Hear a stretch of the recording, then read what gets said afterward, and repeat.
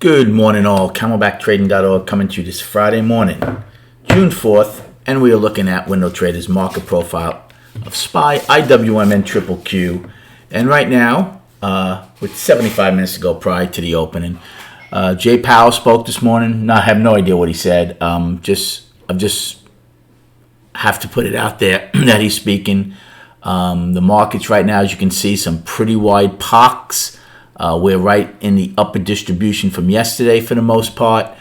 Wide one in Russell by their POC, and Triple Q's wide one below their POC. Now, it looks like this is a bad print in Triple Q's, but I'm not 100% sure.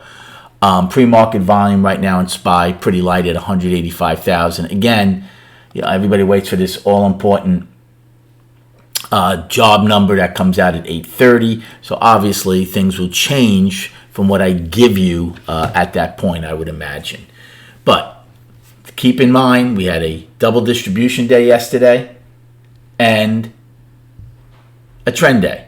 So we're going to treat yesterday as two separate days, from M's low to the day's high, and from A's high to the day's low. Right now, as far as destinations go, my first one, if we open below the POC, will still be 419.16. If we open above it, it becomes a downside destination. Then right now, my pre-market high, I think it just changed. Let me just check real quick, but that's going to be fluent also. Nope, 419.31 right now is the overnight high. Yesterday's high, 419.94. 420.53, the afternoon rally high. From the second, 421.23 daily high, and 422.72, which will be a weekly high if we don't get it this week, and 2 cents off another weekly high, and 10 cents off the all-time high. Three levels, just the way those three daily lows were close in the 419 level and the 417 level, well, those are targets to the upside. For the downside right now, we have the single prints. They start at 419.72 and get filled at 24 cents. Then we have today's overnight low of 418.12. 417.03, B's low, lowest accepted price, and yesterday's low of 416.28, which will be a new weekly low if we don't take it out. Game plan this morning. Again, things will be fluent, changing, I'm sure, a lot at 8:30. But as of right now, we're in balance, in value, right near POC. There really is no trade.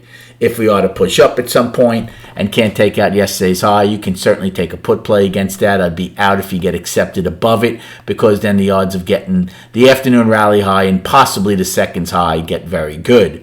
On the flip side, if we come down and get into the single prints, you want to see, I don't mind if the single prints fill, but you certainly would like to hold B's low. So the question is how much heat you want to take. If you take a long somewhere around A's high, once you start getting below value low, well, then value is going to go from overlapping to overlapping to low, and that's something you have to keep an eye on.